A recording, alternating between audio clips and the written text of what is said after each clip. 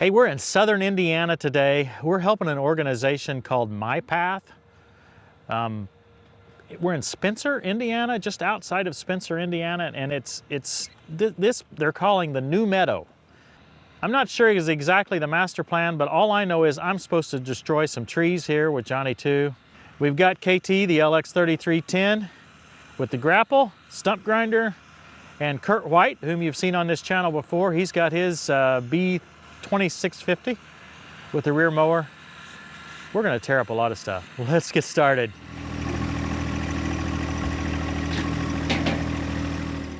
I'm gonna work on an area here along the west side of the new meadow. While the meadow itself has been farmed, along this west side it looks that a couple of times the farmer has given up a few feet or several feet and allowed it to grow up.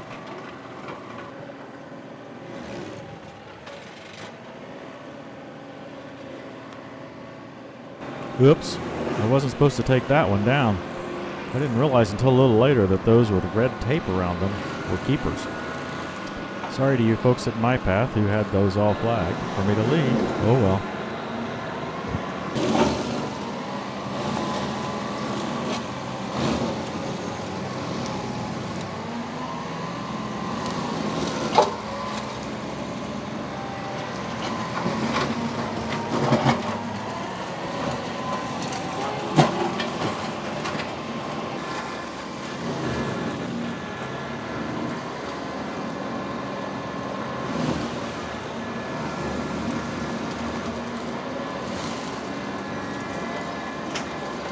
There's the last two trees here, and then you see a gap of about 10 feet. Oh. It's clear to me that this was farmed or kept back to here for a good while. Gotcha. And then there's another kind of fence line or whatever back there. Yeah.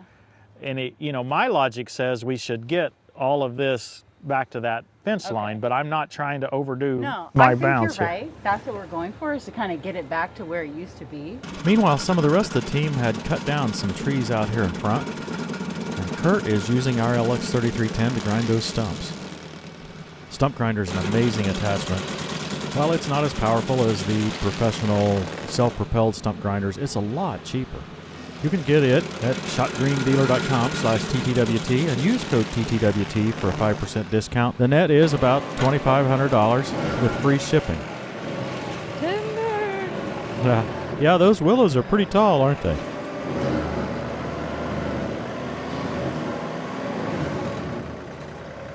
I've had a few questions. Well, who is this Shop Green Dealer? I guess that makes sense. I should have explained it. It's an online store for AHW, our local John Deere dealer. And they've put together a special page for us, shopgreendealer.com/TTWT, as an easy place for us to refer you, our viewers, so that you can find the products we show here. Well, that's not good. So unlike some of the online stores that you might see on YouTube, that'll sell any brand and as many brands as they possibly can and really offer no support on the back end, Shop Green Dealer has full support of AHW, which is a very large Deere organization. I guess it's the frost that was on those trees, and it's raining. So all that water's coming down off the frost, off of the trees. Makes it seem like it's a rainstorm at some times. Interesting.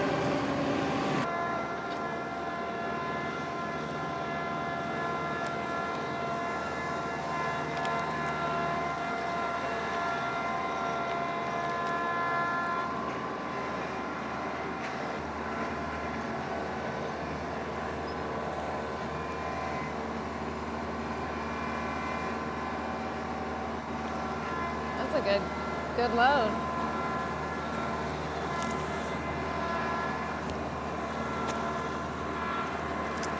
Got to get out of some of the other stuff. Yeah, we need a little more rear ballast on the back of the 3310. The grinder's a little light for that, but the rim guard in the rear tires really helps. We've got a burn pile kind of back there on the back side of this meadow.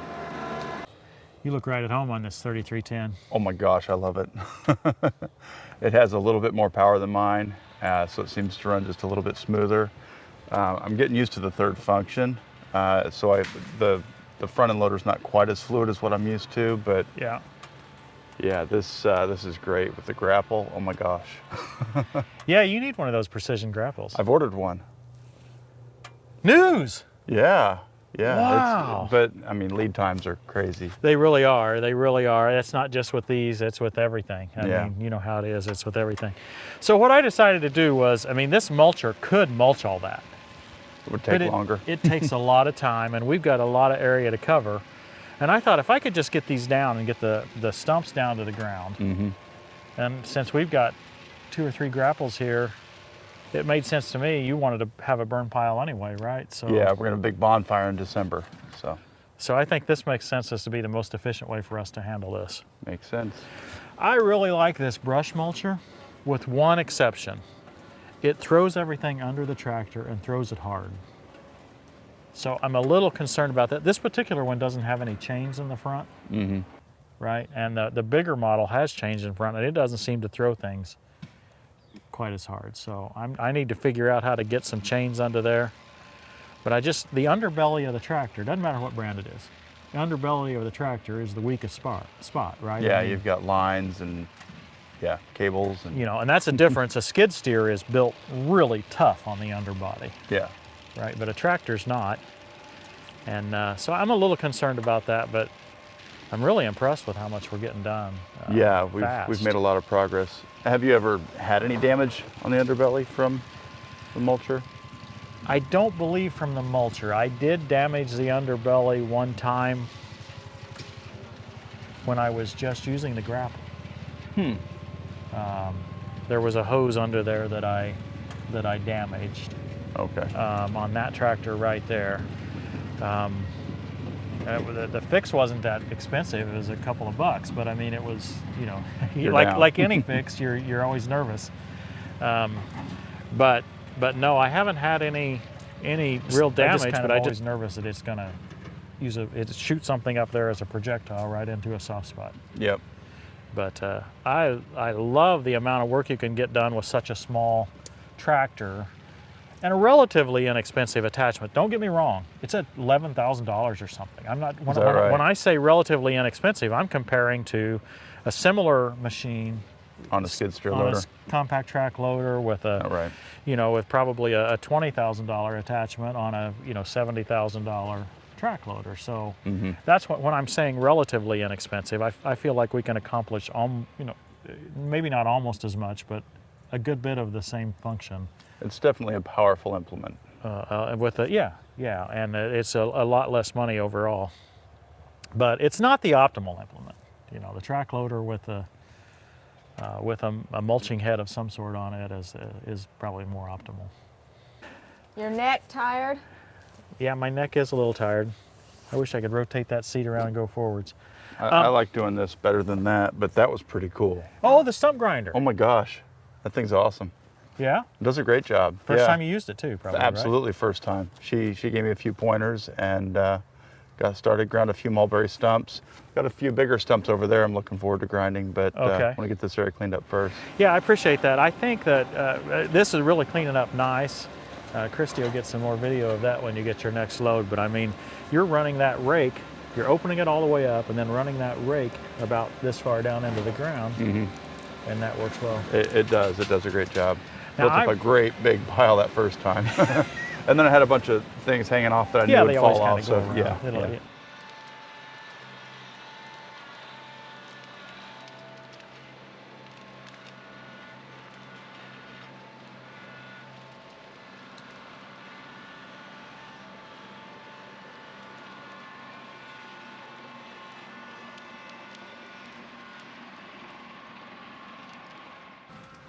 Yep, folks, I am missing a lug bolt. I've had several people comment on that. I am aware of it. I'm just not sure exactly which one I need to get because I've got wheel spacers. And it's one of those ideas of I haven't got around to it yet. I'm not sure exactly what lug bolt I need to get, but I need to get on that and get it fixed.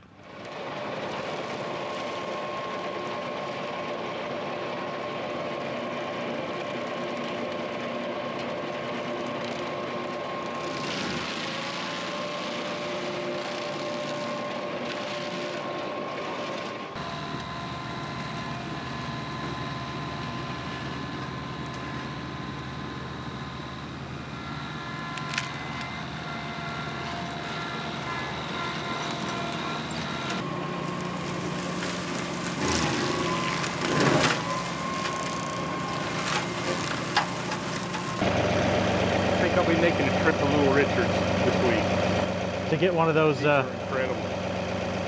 Amazing. Yeah, it's an amazing saw. Now, which one do you have there? I just now changed the battery. Okay. It's incredible. Did you use a whole? How did the It got oil? down to 1 bar. How did the oil hold out compared to the battery? It held up. It still had some when I quit. We've got all that cut up, both those trees. So it's Okay. awesome. I know it. It really is. The larger one uses the same battery and I think pretty much the same motor, and so but it cuts wider, and that's why it doesn't cut as good. Because this one does cut great. That one's only got a 1/4 inch width cut, and the other one's got a 3/8. Okay. And so what I believe is happening is that the 3/8 just naturally cuts slower because it's cutting more. Yeah, it has more discharge. These willow trees are pretty soft, of course, and most of them weren't very big around, even though they were quite tall, so I could go pretty fast. They still would be pretty big for most brush mowers. I suppose that some of the toughest brush mowers might be able to handle them, but it would have been a challenge. In the prior episode, we reviewed the teeth and replaced a few of them, rotated a couple of them as well. I did that because I wanted to be ready for this particular project. I looked again afterwards, and I didn't see any damage to the teeth, so nothing we did here on this entire project caused any damage at all.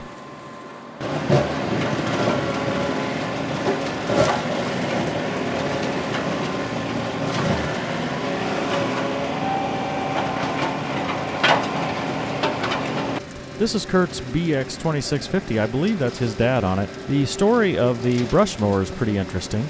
Kurt's been wanting one for a long while, but he's not been able to justify it to the finance committee. Well, the owner of this one said Kurt could have it as long as he would mow his property. I don't remember how long it took Kurt to do the mowing, but he said it wasn't easy, and I can't remember exactly the size of the property, but hey, he's got a mower out of the deal, and he's repainted it and got it looking pretty good.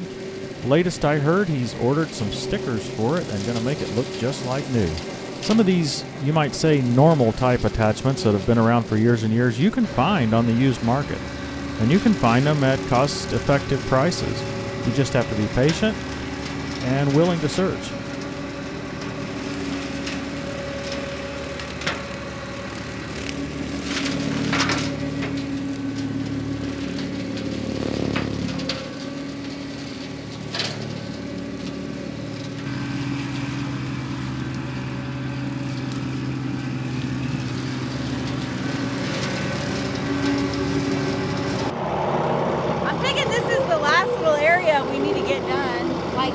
Right there, you can't really see the mark on it, but we want that one to stay with the red leaf there.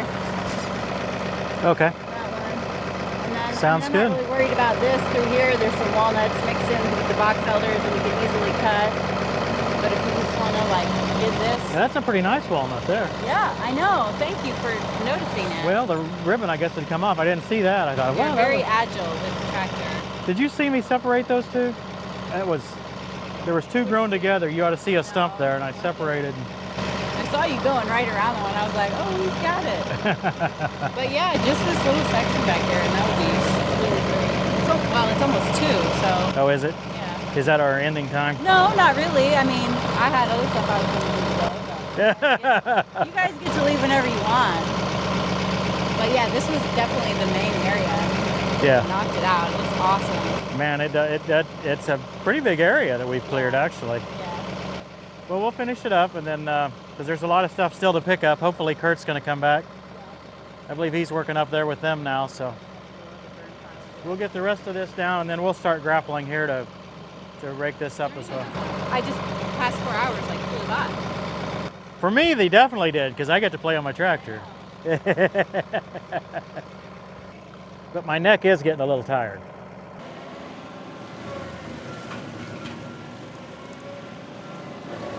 Yeah, we spent about 4, maybe closer to 5 by the time we got done hours on this project. Most of them spent right along this side mulching.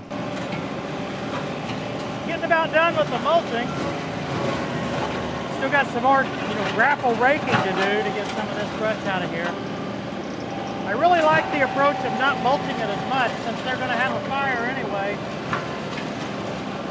This will save me a lot of time. I could have mulched all stuff like this, but given that I don't have to, it just saves a lot of time. Even though I wasn't mulching everything up into chips, the mulcher has a great advantage in that it doesn't leave any little stobs. It takes every one of those tiny stumps down to the ground. Makes it a lot safer for tires in the future.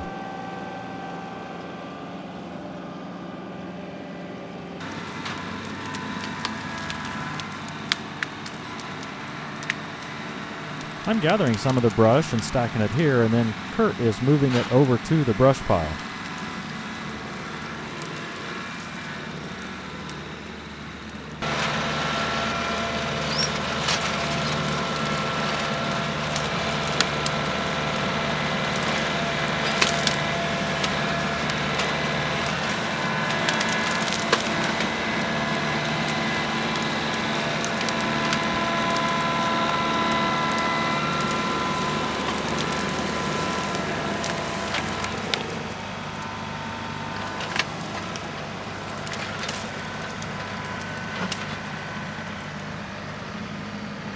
Well, we've had a pretty good day. Allie, I think we got all of the section down there where you wanted to get those willows and everything out. Yep, looks great.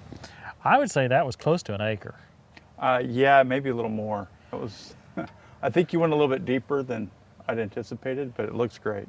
Yeah, I He think. could tell where to go. It was exactly where it needed to go. Well, there was an area there that had been grown up for a few years, and then right behind it another area that was grown up a few more. And I just tried to go back to that first space, and I think it worked out pretty well. The next step back would be a lot more work. It was bigger. It's still willows and stuff. It's not really good trees, but it would be a lot more work. So, Oh yeah. Kurt, this is your dad? Yes, Darrell White. Hi. Hi, Tim. Nice to finally meet you, Darrell. That's great to meet you. And Allie, you actually work something with MYPath. Tell me a little about it. I'm the project coordinator for the MYPath trail system here in Spencer. So we're building a network of trails from Spencer to McCormick's Creek State Park. Okay. And this is our latest project. We have a great grant from the Duke Energy Foundation to invest in this property to reestablish biodiversity and native habitat. So we're really grateful for your work So today. what does that mean in smaller words? Oh, You're okay. going to plant trees, or you're going to what? We're going to plant native trees, native shrubs, healthy plants for this environment so we can get owls and otters and eagles and even more different types of species than we've seen out here already. Now, is that going to be this entire meadow, or is Yep. it going to be just the area down there that we worked? Nope, this whole meadow and everything to the east and maybe someday west as well. The Okay. first thing will be a big pollinator garden. So when you drive past this meadow on River Road, you'll see a big wildflower meadow out here, and the trail will cross at the creek and head over towards the river. Okay, how long is the trail now? The trail now is a little over a mile, but it's a Okay. loop, so it's about 1.5 miles.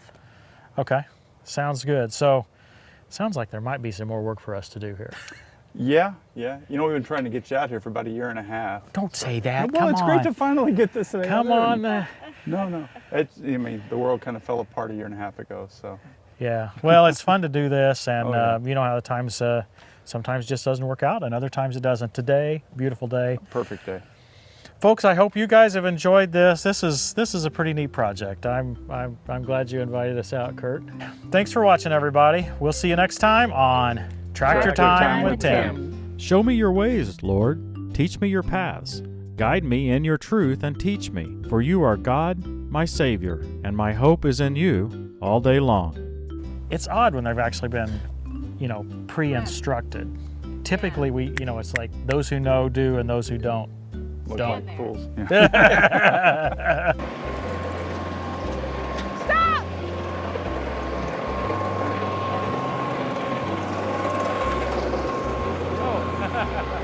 Sorry, it's okay. Just leave it alone. I see it now. I can't see anything.